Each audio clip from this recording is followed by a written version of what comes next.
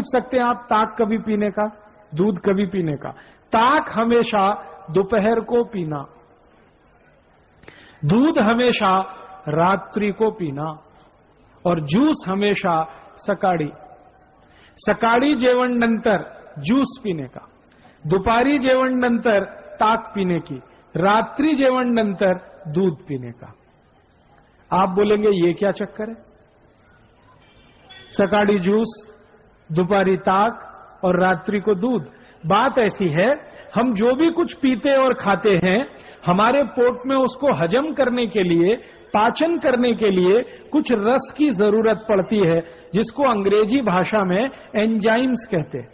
वो रस हमारे पेट में समय समय पर उत्पन्न होते हैं। ताक को पचाने के लिए, दही को पचाने के लिए जो रस चाहिए वो दोपहर को ही पेट में आता है ज्यादा। दूध को पचाने के लिए जो पाचक रस की जरूरत है वो सूर्यास्त के बाद ही पेट में पैदा होता है ज्यादा। और जूस को पचाने के लिए जिस पाचक रस की जरूरत है वो सकाळी सबसे जास्ती होता है। इसलिए नियम बना दिया गया, सकाळी जेवण नंतर जूस, दुपारी जेवण नंतर ताक, रात्रि जेवण नंतर दूध। समझ गए? अब आप ये बहुत सारी आई और ताई यहां जो बैठी है वो ये कहेगी, हम तो हमारे बच्चों को सुबह सुबह दूध पिला के स्कूल भेजते हैं। आयुर्वेद कहता है कि सुबह का समय दूध पीने के लिए अच्छा नहीं है। सबसे अच्छा समय दूध पीने का है वो शाम को है। तो आप क्या पिलाएं सुबह सुबह बच्चों को? जूस पिलाइए, संतरे का रस पिलाइए, मौसमी का पिलाइए, द्राक्षी का पिलाइए, टमाटर का पिलाइए, गाजर का पिलाइए। कुछ नहीं है तो नींबू की शिकंजी ही पिला दीजिए, सबसे सस्ता। और जितने दिन ऊस खाने को मिलता है, जितने दिन, 3 महीने 4 महीने, तो सकाळी ऊस का रस जरूर पीने का, नाश्ता नंतर, जेवण नंतर। आप बोलेंगे इसमें क्या है? ये जो ऊस का रस है ये अद्भुत है। इसकी सबसे बड़ी विशेषता है कि इसमें भरपूर मात्रा में कैल्शियम है। और हमारे शरीर की ये जो हड्डियां होती हैं, इनको बनाने के लिए कैल्शियम सबसे जास्ती उपयोग में आता है। और जूस जो है, ऊस का रस, उसमें सबसे जास्ती कैल्शियम। फिर दूसरे नंबर पे सबसे जास्ती फास्फोरस है। कैल्शियम और फास्फोरस अगर किसी रस में है तो वो तो सबसे अद्भुत है। इसलिए ऊस का रस जितने दिन मिले जरूर पीना। क्या क्या फायदा होगा? हड्डियां मजबूत होंगी, शरीर में चुस्ती फुर्ती रहेगी, ताकत बहुत ज्यादा आएगी। और मैं आपको 1-2 माहिती देता हूं। जो ऊस का रस पी सकते हैं सुबह सुबह, उनको जिंदगी में कभी भी काविड़ रोग नहीं हो सकता। काविड़ समझते हैं मराठी में? जॉन्डिस। आंखें पीली पीली हो जाती हैं, लघवी एकदम पीली आने लगती है, शरीर टूट जाता है, बिस्तर पे लेटना पड़ जाता है। और काविड़ की दुनिया में औषध नहीं है।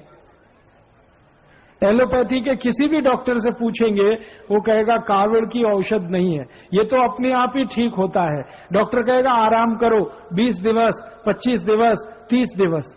लेकिन इस काविड़ को होने नहीं देना, इसकी सबसे बड़ी ताकत है ऊस के रस में। तो ऊस का रस पिए, सुबह सुबह बहुत अच्छा होता है। और मैं इसलिए भी कह रहा हूं ऊस का रस पीने को कि सारे के सारे भारतीय नागरिक रोज सकाळी 1 गिलास ऊस का रस पिए, तो भारत के जो शेतकरी ऊस उत्पन्न करते हैं वो सब श्रीमंत और कोटिपति हो जाए। आप बोलेंगे वो कैसे? अभी क्या होता है, जो शेतकरी ऊस उत्पन्न करते हैं वो सारा ऊस साकर कारखाने में जाता है। साकर कारखाना चलाने वाला तो कोटिपति और श्रीमंत हो जाता है, शेतकरी वहीं का वहीं रोडपति रह जाता है। मैंने संपूर्ण भारत का 3 बार प्रवास किया है, उत्तर, दक्षिण, पूरब, पश्चिम। जो भी शेतकरी ऊस उत्पन्न करते हैं सब गरीब हैं, रोडपति हैं। लेकिन उनके ऊस को साखर बनाने वाले जो श्रीमंत हैं और कोटिपति हैं, कारखाने के मालिक, वो सब उद्योगपति हैं। ये चक्कर क्या है? चक्कर बड़ा सीधा है। ऊस का भाव बहुत कम है, साखर का भाव बहुत जास्ती है। ऊस पैदा करने वाले शेतकरी को भाव कम ही है, लेकिन साखर बनाने वाले श्रीमंत को भाव सबसे जास्ती है। तो मेरा तो ये कहना है कि ऊस में से साखर बने, एक भी शेतकरी श्रीमंत नहीं हो सकता। अगर इसी ऊस का रस बिकने लगे और सारे भारतवासी पीने लगे तो ऊस उत्पन्न करने वाला हर एक शेतकरी श्रीमंत होता है। और एक फायदा होता है, अगर ऊस का रस पिए ना तो नपुंसकता की बीमारी कभी नहीं आती। मैं आपको एक छोटी सी माहिती देता हूं। अगर आपके घर में ऐसे कोई पति पत्नी हैं जिनका विवाह हो गया लेकिन बच्चे उत्पन्न नहीं हो रहे, कभी किसी को भी हो सकती है, स्त्री में भी हो सकती है, पुरुष में भी हो सकती है, ऐसे किसी भी पति पत्नी को कहिए कि अगर बच्चा चाहिए तो ऊस का रस पियो। और क्या डालकर पियो? चूना डालकर पियो।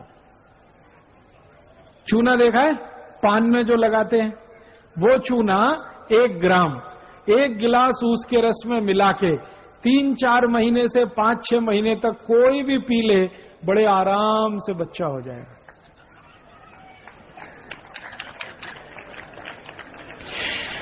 और ऐसी स्थिति में तो सबसे जल्दी बच्चा होगा जब पुरुष के वीर्य में शुक्राणुओं की कमी है और इस कारण से बच्चा नहीं हो रहा है, उनके लिए तो ये अचूक औषध है, ऊस का रस और थोड़ा सा चूना। ये ऊस का रस और चूना दुनिया की सबसे अद्भुत औषध है। आप इसको पी सकते हैं। गुर्गे दुखने का अगर रोग है ना तो भी इसको पी लीजिए, गुर्गा दुखना कम कर देगा। कांधा दुखता है, कमर दुखती है, संधिवात हो गया है, ऊस के रस में चूना मिला के पीजिए, बहुत अद्भुत परिणाम। बार बार काविड़ होता है, ऊस के रस में चूना मिला के पीजिए, और अच्छे परिणाम। नपुंसकता है, शारीरिक कमजोरी है, उसमें भी ये काम करता है। तो मेरा कहना है आयुर्वेद का नियम सकाळी जेवण नंतर जूस पीने का, तो ऊस का रस सबसे अच्छा। दूसरे नंबर पर संतरे का रस, मौसम्मी का रस, द्राक्षी का रस, टमाटर का रस, गाजर का रस, और ये जितने भी रस आप पिएंगे सबका पैसा शेतकरी समाज को ही मिलेगा। और शेतकरी समाज को पैसा मिलेगा, शेतकरी समाज श्रीमंत होगा। मेरी आपको एक छोटी सी विनंती है, कुछ और रस आते हैं हमारे देश में बोतल में बंद, वो कभी नहीं पीना, वो सब खतरनाक है। जैसे बोतल बंद, बाटली में बंद एक रस आता है पेप्सी कोला, एक है Coca Cola, Thums Up, Limca, Citra, Mirinda, mango Frooti, ये सब बाटली में बंद आते हैं ना, और पैकेट में भी बंद आते हैं। ये खराब है, इनको नहीं पीना, क्योंकि इनमें दम नहीं है। आप बोलेंगे क्या दम नहीं है? इनमें है क्या? मैं विज्ञान का विद्यार्थी रहा हूं, और विज्ञान के विद्यार्थियों के ऐसे 14 तरह के केमिकल मिलाए जाते हैं, और ये सब जहर हैं, सभी विष हैं। ये पेप्सी और कोका कोला में तो एक केमिकल मिलाया जाता है, उसका नाम है फॉस्फोरिक एसिड। ये फॉस्फोरिक एसिड से आप जानते हैं क्या बनता है? संडास साफ करने वाला हार्पिक। आपने टीवी जाहिरात देखा? हार्पिक, वो संडास पात्र पे डालो, 2 मिनट में फ्लश करो, झकाझक सफेद कर देता है। वो कैसे कर देता है? उसमें एसिड मिलाया हुआ है जिसको तेजाब कहते हैं, और उसका नाम है फॉस्फोरिक एसिड। वही एसिड पेप्सी कोका कोला में भी मिलाया जाता है।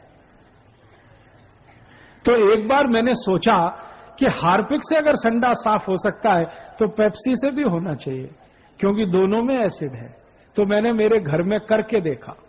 मैंने मेरे घर में क्या किया, 1 महीने तक संडास साफ नहीं किया, खूब गंदा हो गया, एकदम पीला पीला कचरा जमा हो गया उसमें। फिर मैं पेप्सी और कोका कोला की बाटली लेके आया और संडास पात्र पे गिराया, और 2 मिनट के बाद पानी से फ्लश किया, संडास पात्र झक्काझक सफेद, एकदम व्हाइट एंड व्हाइट, एकदम नीट एंड क्लीन। वो दिन से मैंने एक जाहिरात शुरू किया है, ठंडा मतलब टॉयलेट क्लीनर। ठंडा मतलब कोका कोला नहीं है, ठंडा मतलब टॉयलेट क्लीनर। अब मुझे बड़ा दुख होता है कि पढ़े लिखे श्रीमंत लोग ये टॉयलेट क्लीनर गटागट पीते रहते हैं। जास्ती एजुकेटेड जास्ती पीते रहते हैं। Engineer, doctor, chartered accountant, manager, professor सब संडास साफ करने वाला पानी पी रहे। किसी के लग्न प्रसंग में जाते हैं ना तो फोकट में मिलता है तो 2-2, 3-3 बाटली गटकते हैं। और पीने वाले घर में अकेले नहीं पीते, कोई मेहमान आ गया उसको भी पिलाते। एक तरफ कहते हैं अतिथि देवता होता है, देवताओं को ही संडास साफ करने का पानी पिलाते हैं। और कुछ अतिथि अपने घर में ऐसे आते हैं जो कहते हैं ठंडा लाओ, माने हमको संडास साफ करने का पानी पिलाओ। मेरी आपको हाथ जोड़कर विनती है, ये Pepsi, Coke, Thums Up, Limca, Citra नहीं पीना, क्योंकि इसमें एसिड है। वो एसिड पेट को जलाता है, एसिडिटी पैदा करता है।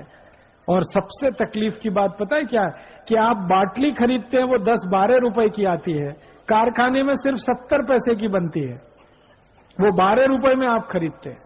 और ये पेप्सी, कोका कोला की बाटली विदेशी कंपनी की है, अमेरिका की कंपनी की है, वो भारत की नहीं है। तो आप अगर 12 रुपए की बाटली खरीदें, 70 पैसा खर्चा होता है, 11 रुपए 30 पैसे मुनाफा होता है परदेशी कंपनी को। उसमें से वो 1 रुपए 1.5 रुपए टैक्स का देके फिर दुकानदार को 1-8 रुपए देके एक बाटली पर लगभग 8 से 8.5 रुपए कमा के अमेरिका ले जाते हैं।